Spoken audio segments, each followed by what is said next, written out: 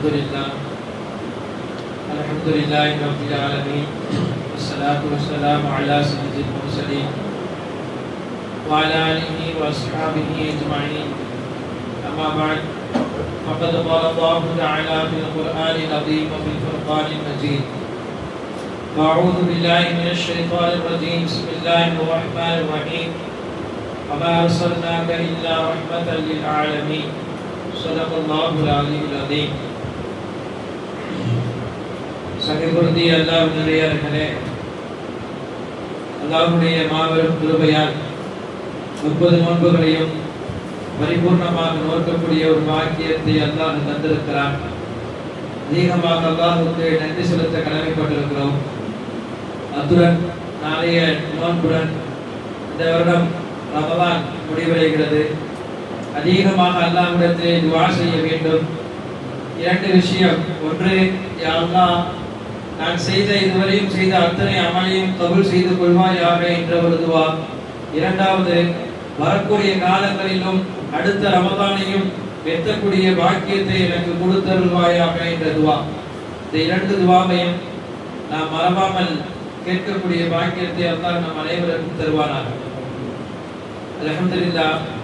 தொடர் பயானாக ஒரு சில தினங்களாக நாம் பார்த்து வருகிறோம். பெருமானார் ஸல்லல்லாஹு அலைஹி வஸல்லம் அவர்கள் இந்த பூவுலகிற்கு எப்படியெல்லாம் யாருக்கெல்லாம் அருட்கொடையாக ரஹ்மத்தாக இருக்கிறார்கள் என்பதை தொடராக பார்த்து வருகிறோம். அந்த வரிசையில் பெருமானார் ஸல்லல்லாஹு அலைஹி வஸல்லம் அனைவரையும் தொட்டு நாயகம் பேசியிருக்கிறார்கள். பொதுவாகவே பள்ளிகளில் நடக்கக்கூடிய நடைமுறை, பள்ளிகளில் ஏதாவது ஒரு அசுத்தம் இருந்துவிட்டால் அதை சுத்தம் செய்வதை குறித்து அதிகம் கவனம் செலுத்தினார்கள் பெருமானார் ஸல்லல்லாஹு அலைஹி வஸல்லம். யாரும் அப்படி ஏதாவது அசுத்தம் செய்து விட்டால் உடனே அந்த அசுத்தத்தை எப்படி சரி செய்ய வேண்டும் என்பதை ரசூலுல்லாஹ் கஃபாராவாக சொல்லி கொடுத்தார்கள்.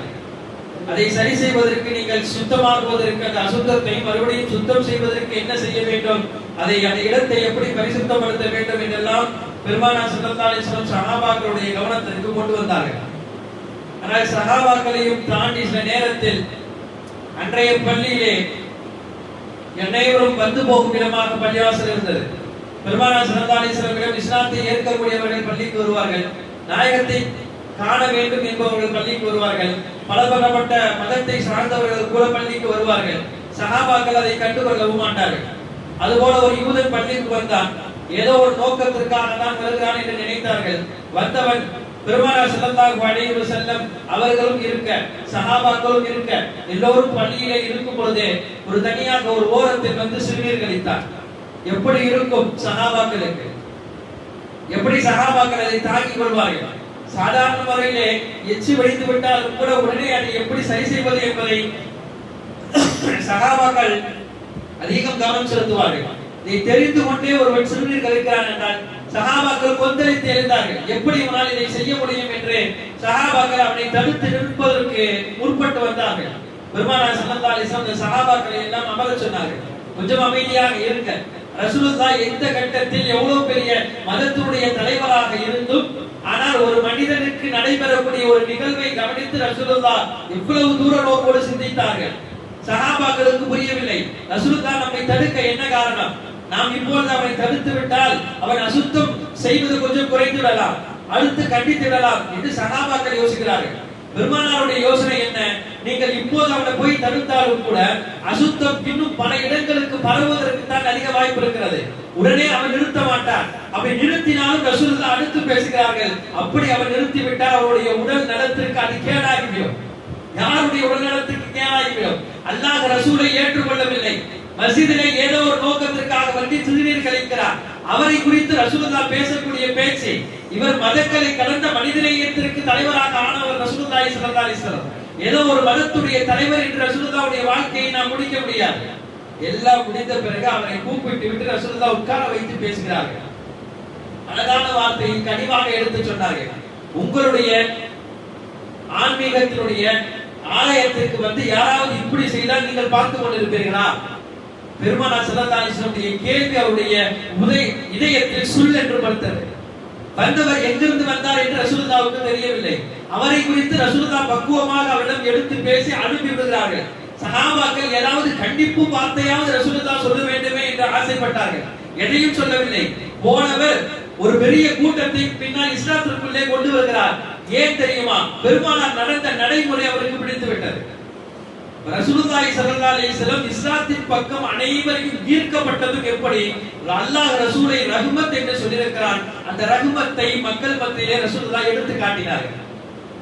எவ்வளவு பெரிய தொழில் செய்யக்கூடியவர்களும் உச்சத்தில் இருந்தாலும் சரி, எவ்வளவு கீர்த்தனமான தொழில் என்று நமது பார்வைக்கு பட்டாலும் சரி, அதையெல்லாம் ரசூலுல்லாஹ் உயர்த்தி பிடித்து காட்டினார்கள். தங்களுடைய அனுபவத்துடன் சஹாபாக்களை இணைத்துக் கொண்டார்கள். சஹாபி ரசூலுல்லாஹை பார்க்க வேண்டும் என்று வருகிறார். ஜாபிர் ரலியல்லாஹு அன்ஹு சபைக்கு மத்தியில் ரசூலுல்லாஹை பார்க்கக்கூடிய வாக்கியம் கிடைத்தது. சபை முடிந்தவுடன் ரசூலுல்லாஹை நேராக வந்து ரசூலுல்லாஹ்விடம் முஸாஃபா செய்கிறார். பெருமானார் முஸாஃபா செய்கிறார்கள். தெரிந்த சஹாபி கேட்டார்கள், யா ரசூலுல்லாஹி ஸல்லல்லாஹு அலைஹி வஸல்லம் கேட்டார்கள், ஜாபிர் என்ன உங்க கையெல்லாம் ரொம்ப மரத்து போயிருக்கிறது, ரொம்ப கடினமாக இருக்கிறதே, என்ன செய்கிறீர்கள் நீங்க? ஜாபிர் ரலியல்லாஹு அன்ஹு சொல்கிறார்கள், யா ரசூலுல்லாஹ் நான் செருப்பு தைக்கிறேன். செருப்பு தைக்கும் தொழிலாளி. செருப்பு தைக்கக்கூடிய தொழிலாளி அந்த ஊசியை எடுத்து குத்தி செருப்பினுடைய அந்த கடினத்தனம், அந்த ஊசியுடைய கடினத்தனம் ஏற ஏற அவருடைய கையெல்லாம் மரத்து போயிருக்கும். கை தொட்டு அப்படியே விரவிரத்து போயிருக்கும். அதாவது உழைத்து உழைத்து உரமேறிய கை. பெருமானார் ஸல்லல்லாஹு அலைஹி வஸல்லம் அந்த கையை பார்த்தது மட்டுமல்ல, அந்த கையினுடைய பின்பகுதியை முன்பகுதியை எடுத்து பெருமானார் பிடித்துக் கொண்டு தன்னுடைய நுபுவத்தினுடைய நாவால் அந்த உதட்டால் பெருமானார் முத்தமிடுகிறார்கள். பெருமானார் முத்தமிட்ட மனிதர் யார்? செருப்பு தைப்பவனுக்கு பெருமானார் ஸல்லல்லாஹு அலைஹி வஸல்லம் முத்தம் கிடைக்கிறது. ரசூலுல்லாஹ்வுடைய முத்தம் கிடைக்காதா என்று சஹாபாக்கள் போட்டி போட்டுக் கொண்டிருக்கிறார்கள். எப்போதாவது ரசூலை முத்தம் கொடுப்பதற்கு ஒரு வாய்ப்பு கிடைக்காதா? பல நேரங்களில் அந்த வாய்ப்பை ரசூலுல்லாஹ்வுக்கு சஹாபாக்களே ஏற்படுத்திக் கொண்டார்கள். ஏதாவது ஒரு சின்ன, பல தடவை அந்த சம்பவத்தை கேள்விப்பட்டிருப்போம்.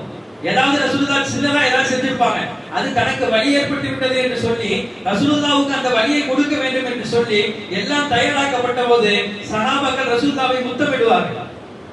இப்ப முத்தமிடுவதற்கு துடிதுடித்தார்கள் சஹாபாக்கள். அப்ப ரசூலே ஒரு சஹாபிக்கு முத்தமிட்டார் என்றால், முத்தமிட்டவர் கோடீஸ்வரன் அல்ல, முத்தமிட்டவர் லட்சாதிபதி இல்ல, செருப்பு தைப்பவருடைய கையை பொற்கையை திருப்பி ரசூலுல்லாஹ் முத்தமிடுகிறார்கள். உலகத்தில் ஆக சிறந்த நபி. முத்தமிட்டது மட்டுமல்ல, இது போன்ற வியாபாரத்தை, இது போன்ற தொழிலை உலகத்தில் யாரும் கேவலமாக நினைத்துவிடக் கூடாது என்று சொல்லி ரசூலுல்லாஹ் அடுத்த கட்டம் சொன்ன வார்த்தை ஹதீஸ்களில் பதிவே, ஜாபீர் உங்களுடைய இந்த கரம் என்பது நரகத்தினுடைய நெருப்பை தீண்டாது. எந்த கரம் தீண்டாது? செருப்பு தைப்பவருடைய கரம் நரகத்தினுடைய நெருப்பை தீண்டாது என்றார்கள் பெருமானார் ஸல்லல்லாஹு அலைஹி வஸல்லம். உலகத்தில் எல்லோருக்கும் நாயகம் ரஹ்மத்தாக இருந்திருக்கிறார்கள். பெருமானாருடைய ரஹ்மத்தை பெற்றவர்கள் எல்லாம் உலகத்தில் ஜெயம் பெற்றிருக்கிறார்கள். எல்லாரை கவனித்து ரசூலுல்லாஹ் பேசியும் இருக்கிறார்கள். இதே பள்ளிவாசல் மஸ்ஜித் நபவியிலே கூட்டி அள்ளக்கூடிய ஒரு யூத பெண் பின்னால் அவர் இஸ்லாத்திற்கு வந்து விடுகிறார். பெருமானார் ஸல்லல்லாஹு அலைஹி வஸல்லம் தூரமாக ஒரு பிரயாணத்திற்கு செல்லும் பொழுது அந்த பெண்ணுடைய வஃபாத் ஆகிவிட்டது, இறந்து போய்விட்டார். பெருமானார் ஸல்லல்லாஹு அலைஹி வஸல்லம் அந்த செய்தியை சஹாபாக்களால் சொல்ல முடியவில்லை. சஹாபாக்கள் அந்த பெண்ணுடைய கஃபனையும் முடித்து விடுகிறார்கள். பின்னால் ரசூலுல்லாஹி ஸல்லல்லாஹு அலைஹி வஸல்லம் எல்லாம் முடிந்த பிறகு வரும் பொழுது ரசூலுல்லாஹ் கேட்டார்கள், நீண்ட காலமாக வேலை செய்த பள்ளிக்கு பணியாற்றிய அந்த பெண்ணை காணவில்லையே, என்ன ஆயிற்று என்று கேட்கிறார்கள். சஹாபாக்கள் சொன்னார்கள், யா ரசூலுல்லாஹ் நீங்கள் பயணம் போனீர்கள், அந்த தருணத்தில் அந்த பெண்ணுக்கு உடல்நிலை சரியில்லை, நாங்கள் அந்த பெண்ணுடைய நோயை குறித்து நாங்கள் சரியாக கவனித்தோம், ஆனாலும் முடியாமல் அவர் இறந்து விட்டார், அதனால் அவரை நல்ல முறையிலே தஃபான் செய்து விட்டோம் என்றார்கள் சஹாபாக்கள். கேட்ட பெருமானார் ஸல்லல்லாஹு அலைஹி வஸல்லம் அந்த இடத்தில் என்ன செய்திருக்கலாம்?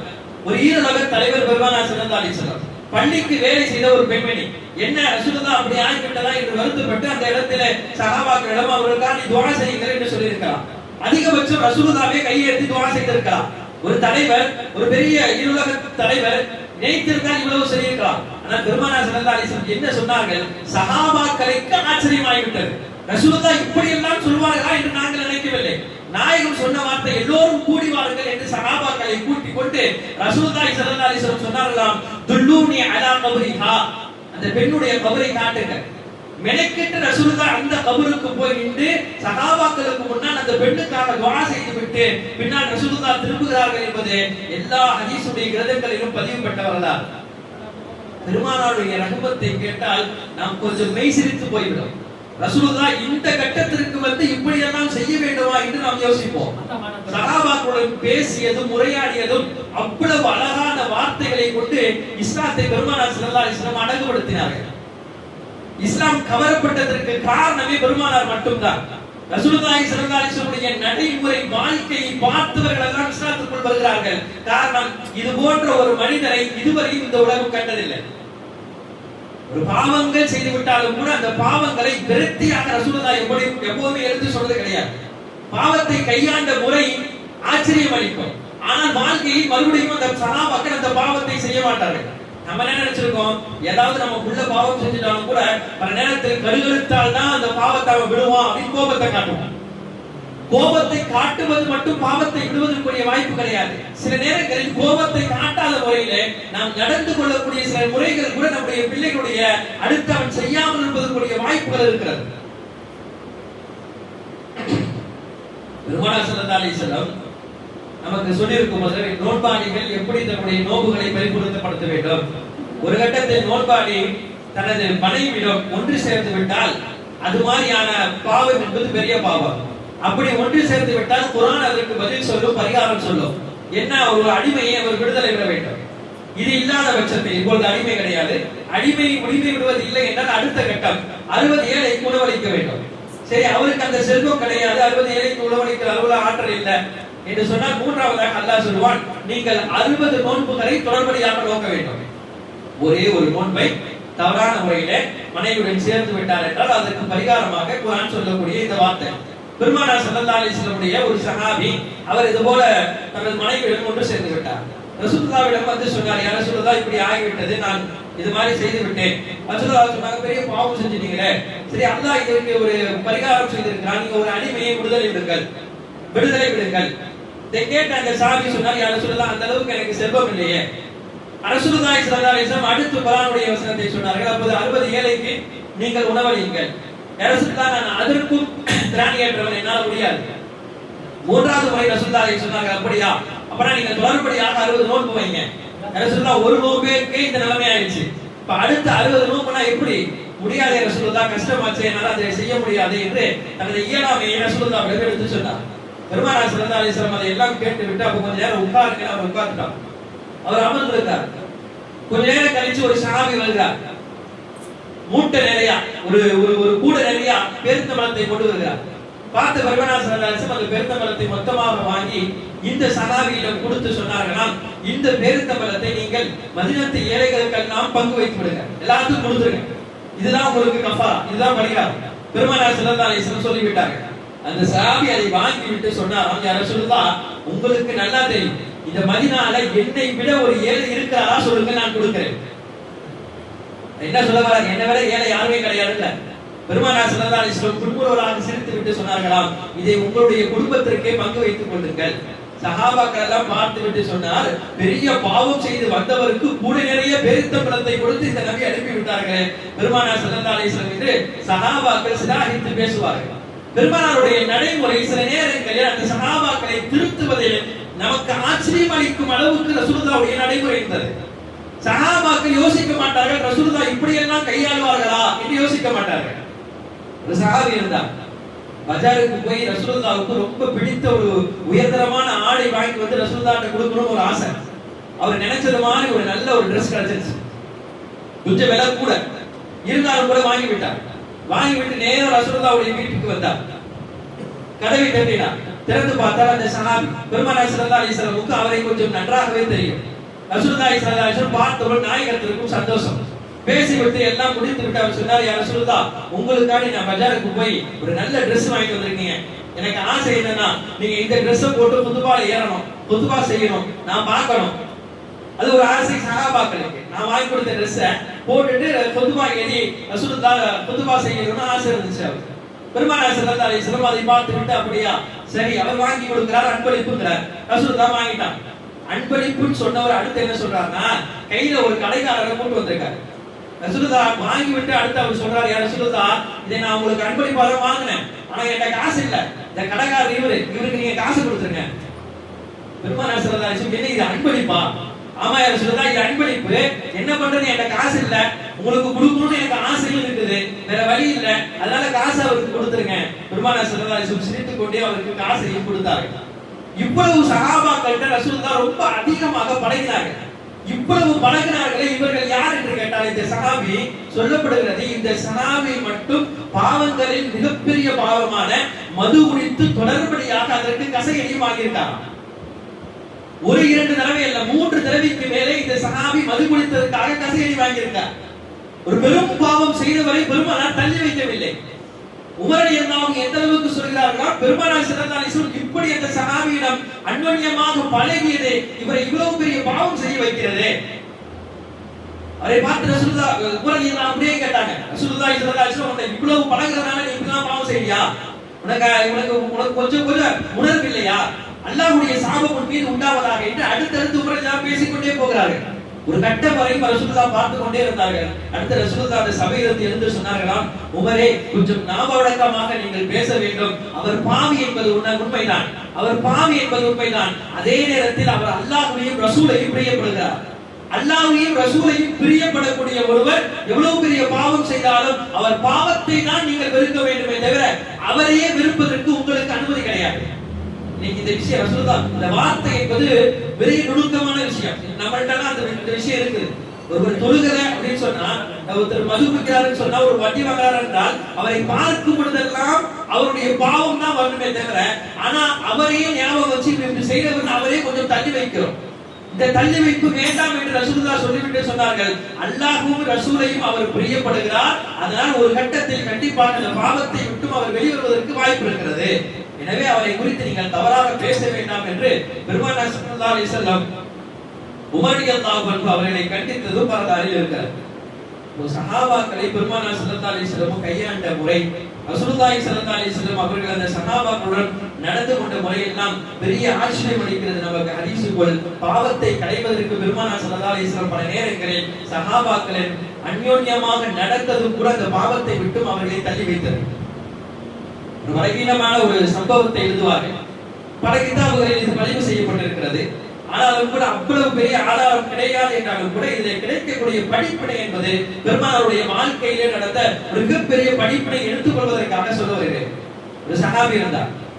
பெருமானார் ஸல்லல்லாஹு அலைஹி வஸல்லம் ஒரு திருப்பக்கமாக நடந்து வரும் பொழுது அவர் அந்நிய பெண்ணுடன் பேசிக் கொண்டிருக்கிறார். பெருமானார் பார்த்து விட்டார்கள். ஆனால் பெருமானார் பார்க்காத போல அந்த இடத்தில் கடந்து போகும் பொழுது அந்த சஹாபியை பார்த்து விட்டார்கள். ரசூலுல்லாஹி ஸல்லல்லாஹு அலைஹி வஸல்லம் பார்த்து விட்டார்கள் என்று தெரிந்தவுடன் படபடத்து போய் அந்த பெண்கள் எல்லாம் ஓடி விட்டார்கள். இந்த சஹாபியிடம் ரசூலுல்லாஹ் கேட்டார்கள், என்ன இங்க நிக்கிறீங்களே? அப்ப அவர் சொன்னார், யா ரசூலுல்லாஹ் என் ஒட்டகத்தை காணோம், அதனால தான் நான் இங்க நிக்கிறேன்டார். சட்டென்று ஒரு போய் சொல்லிட்டார். ஏன்னா அந்த நேரத்துல வேற எதுவும் சொல்ல முடியாது. ரசூலுல்லாஹ் பார்த்துட்டாங்க. அப்ப ரசூலுல்லாஹ் பார்க்க கூடாதுன்னா ஏதாச்சும் சொல்லணும் அப்படி சொல்லிட்டார். பெருமானார் ஸல்லல்லாஹு அலைஹி வஸல்லம் சொன்ன வார்த்தை அதுதான். அப்போ ஒட்டகம் உங்களுக்கு கிடைச்சிச்சுன்னா என்கிட்ட சொல்லுங்கன்றான். ஒட்டகத்தை போய் தேடுங்க, தேடி கிடைச்சிருச்சுன்னா என்கிட்ட சொல்லுங்க அப்படின்னு ரசூலுல்லாஹ் சொல்லிட்டு போயிட்டாங்க. அதற்கு பிறகு ரசூலுல்லாஹ் எப்போலாம் அந்த சஹாபியை பார்க்கறாங்களோ அப்பலாம் கேட்ட முதல் வார்த்தை, உங்க ஒட்டகம் காணாம போச்சு சொன்னீங்களே, கிடைச்சிட்டா? யா ரசூலுல்லாஹ் இன்னும் கிடைக்கல, தேடிட்டு இருக்கேன். அடுத்து யா ரசூலுல்லாஹ் ஒட்டகம் கிடைச்சிச்சா? யா ரசூலுல்லாஹ் இன்னும் கிடைக்கல, தேடிட்டு தான் இருக்காரு. பார்க்கும் பொழுதெல்லாம் இவருக்கே கொஞ்சம் மனம் கொஞ்சம் கடுமையானது. எத்தனை முறை தான் ரசூலுல்லாஹ்ட்ட போய் சொல்லுவோம்? ஒரு தடவை சொல்லி முடிஞ்சிருச்சுன்னு நினைச்சோம். ஆனா திரும்ப ரசூலுல்லாஹ் கேட்டே இருக்கும்போது திரும்ப கிடைக்கலன்னு சொன்னா பொய்க்கு மேல பொய்யாகிட்டே போகுது. என்ன பண்றது? கொஞ்சம் ரசூலுல்லாஹ் விட்டு மறைந்து வாழ்ந்தான். ரசூலுல்லாஹ் கண்ணில் பட்டாதானே கேட்கறாங்க. ரசூலுல்லாஹ்ல கண்ணிலேயே படாம கொஞ்ச காலம் நம்ம இருப்போம் அப்படின்னு யோசிச்சார். அதே மாதிரி இருந்தார். முதல் சஃப்ல தொழக்கூடியவர் கடைசி சஃப்ல தொழுதுட்டு எல்லாரும் போன பிறகு போகக்கூடிய அந்த சஹாபி எல்லாரும் முன்னாடி அவர் முதல்ல போயிடுவார். ஏன்னா அவருக்கு நல்லா தெரிஞ்சிருச்சு, எப்போ நம்ம ரசூலுல்லாஹ் பார்த்தாலும் இந்த கேள்வியை தான் ரசூலுல்லாஹ் முதல்ல கேட்பாங்க, அதனால நம்ம இருக்க வேண்டாம் போயிட்டாங்க. இப்படி கொஞ்ச காலம் போடுகிறார். அதற்கு பிறகு அவருக்கே மனம் வெறுத்து போய் கடைசியில ஒரு 2 ரக்காயத்து தொழுவது கூட நிம்மதியா தொழுக முடியல. ரசூலுல்லாஹ் பள்ளியிலே இருப்பாங்க. அப்ப பள்ளியிலே இருக்கும் பொழுது பள்ளியில வந்து தொழுகணும். அப்ப தொழுகையிலும் சில நேரங்களில் அவருக்கு இது செய்த செயல் என்பது உள்ளத்தை உறுத்தியது.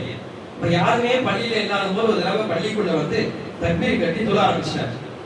இந்த சூறாக்களை ஓதி தொழுதார். பெருமானார் ஸல்லல்லாஹு அலைஹி வஸல்லம் சரியாக அந்த நேரத்தில் உள்ளே வந்து விட்டார்கள். உள்ள வந்தது அவருக்கும் தெரிஞ்சிருச்சு. தெரிஞ்ச உடனே அவர் என்ன செய்யறாரு, வேற வழி இல்ல, பெருமானார் ஸல்லல்லாஹு அலைஹி வஸல்லம் நான் சலாம் கொடுத்து அடுத்ததான் கேட்பாங்கன்னு நீண்ட ரக்காயத்துகள் நீண்ட சூறாக்களை ஓதி அவர் பாட்டு தொழுதுகிட்டே இருக்கார். பெருமானார் பக்கத்துல உட்காரவும் செஞ்சுட்டான். இப்ப இவரும் தொழுத மாதிரி இல்ல, பெருமானார் எழுந்து போன மாதிரி இல்ல. ஒரு கட்டத்திற்கு மேலே அவர் தொழுகை நீட்டும் பொழுது ரசூலுல்லாஹ் தொழுகையிலே அவர் இருக்கும்போது சொல்லிட்டாங்க, நீங்க எவ்வளவு நேரம் தொழுதாலும் கூட நான் அந்த கேள்வியை கேட்காம போக மாட்டேன்னு சொல்லிட்டாங்க. வேற வழி இல்லாம அந்த சஹாபி சீக்கிரமாக தொழுகை சலாம் கொடுத்து விட்ட உடனே ரசூலுல்லாஹ் கேட்டாங்க, இந்த காணாமல் போன ஒட்டகம் கிடைச்சிச்சா? பெருமானார் ஸல்லல்லாஹு அலைஹி வஸல்லம் அந்த சஹாபி சொன்னார், யா ரசூலுல்லாஹ், அப்படி ஒரு ஒட்டகமே கிடையாது நாயகமே, இதுக்கு மேல இந்த கேள்வியை கேட்காதீங்க.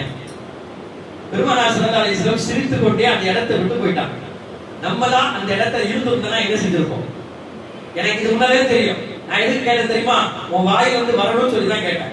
ஒரு தடவை கேட்டேன், நீ மறைச்ச ஓகே. அடுத்து பார்த்து கேட்டேன், மறைச்ச ஓகே. எந்த அளவு உன் பாவம் ஒண்ணு ஆகிடுச்சு பாரு. என்ன விட்டு நீ மறைச்சு வாழ்ந்த, தொழுகைக்கு சரியா வரல, இந்த அளவுக்கு போய் சொன்னேன், அடுத்து போய் சொன்னேன், கடைசியில நான் தான் உன் வாயில இருந்து வர வச்சிருக்கேன், நீனே சொல்லல என்று பல கேள்விகளை தொடுத்து அவரை மனத்துல அதிக வேதனைகளையும் வலியையும் கொடுத்திருப்போம். பெருமானார் ஸல்லல்லாஹு அலைஹி வஸல்லம் அவ்வளவு பேசியிருக்கலாம், எதுவும் பேசல. ரசூலுல்லாஹ் ஒரு முன்முறுவல் சிரித்து விட்டு சபையை விட்டு போய் விட்டார்கள். அந்த சஹாபி அப்போது சொன்னார், எனது வாழ்க்கையில் அதற்கு பிறகு பெண்மணிகள் யாரையும் அந்நிய பெண்ணை நான் ஏறெடுத்து பார்க்கவில்லை, வாழ்க்கையில் அதற்கு பிறகு ஒரு பொய்யும் சொல்லவில்லை. சில தவறுகளை இப்படி தட்டிவிடும் பொழுதுதான் அந்த பிள்ளைகளுடைய வாழ்க்கையும் வருங்காலத்துடைய தேட்டமும் அந்த பாவத்தை செய்யக்கூடாது என்ற எண்ணமும் வருகிறது. பெருமானார் ஸல்லல்லாஹு அலைஹி வஸல்லம் அதற்கு மிகப்பெரிய முன்மாதிரியாக இருந்திருக்கிறார்கள். எல்லாத்துக்கும் ரசூலுல்லாஹ் தான் முன்மாதிரி. உலகத்துல எவ்வளவு விஷயங்கள் வந்தாலும் ரசூலுல்லாஹ்வை பார்த்துதான் அந்த ரஹ்மத்தை நாம் பெற முடியும். குர்ஆன்ல அல்லாஹ் சொல்வான், சஹாபாக்களை நாயகமே கொஞ்ச நேரம் நீங்க பாருங்க, உங்களுடைய பார்வை அவர்களுக்கு ரஹ்மத்தாக ஆகும். அந்த சஹாபாக்களுடைய பார்வை உங்கள் பார்வை அவர் மீது விழ வேண்டும் என்று ரசூலுல்லாஹி ஸல்லல்லாஹு அலைஹி வஸல்லம் பல முறை சொல்லியும் நாம் பார்த்திருக்கிறோம். பெருமானார் இந்த உலகத்திற்கு ரஹ்மத்தாக வந்திருக்கிறார்கள். அந்த ரஹ்மத்தை நாம் பெற வேண்டும் என்று சொன்னால், காலம் முழுக்க அந்த நபியை பின்பற்றணும் என்று சொன்னால், பெருமானார் ஸல்லல்லாஹு அலைஹி வஸல்லம் வாழ்க்கையை நமது வாழ்க்கையை எடுத்து நடந்தோம் என்று சொன்னால், கண்டிப்பாக அல்லாஹ் தஆலா நாயகத்துடைய ரஹ்மத்தை நமக்கும் பொழிவான். அல்லாஹ் வரக்கூடிய காலங்களில் அதிகமாக பெருமானாரை பின்பற்றக்கூடிய பாக்கியத்தை நம் அனைவருக்கும் தருவானாக. வாஹிர் தஅவானா அல்ஹம்துலில்லாஹி ரப்பில் ஆலமீன்.